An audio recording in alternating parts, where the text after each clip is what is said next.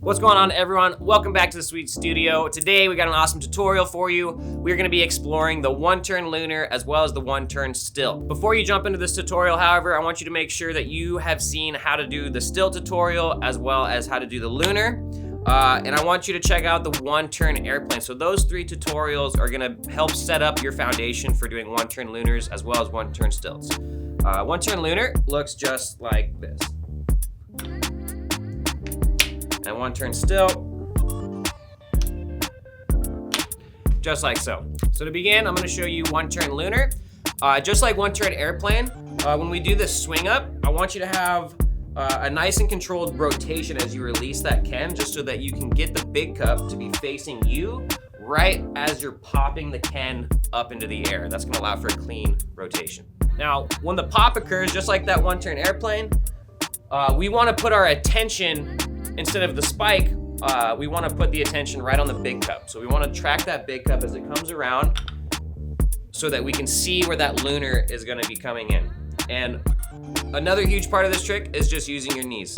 As it comes around, I want to make sure that I'm using my knees as I'm spotting that big cup so that I can have a nice and controlled lunar catch. I like to do this trick with the tomahole facing up, so I'm tracking that big cup all the way around, and that big cup is going to land right over my hole so that I can just get a nice and controlled in right afterwards. So just to recap, just make sure that we have a nice and controlled twist, a nice and controlled pop motion, and then once that pop motion's in the air, be sure to put your focus right on that big cup as it's coming around. And then last but not least, just make sure that you're using your knees right on impact so that you can cushion the lunar and control it from there.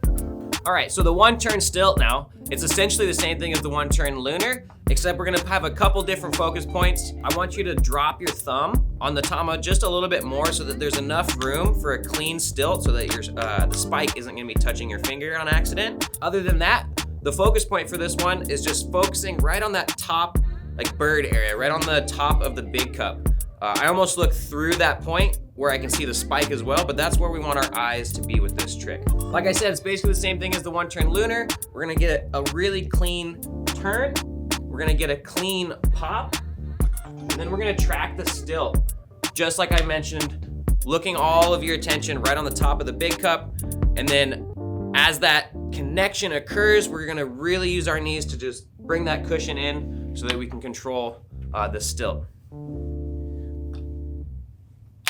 When I'm doing this trick, I really focus on trying to catch the stilt near the apex or just as it reaches the apex and it's beginning to come down so that it doesn't have to travel as far on the way down to catch the stilt. One of the biggest challenges that you might have with this trick is just not getting a clean one turn up, and that really comes down to learning how to do a one-turn airplane really clean. So be sure you practice that one-turn airplane and you're getting a clean rotation, very parallel to your body. Just nice and straight. And that's gonna set you up for the lunar and for the stilt in a very clean manner. I hope this tutorial helped you out. Be sure to go check out the rest of our tutorials. Make sure you drop a comment, and we will see you next time in the Sweet Studio.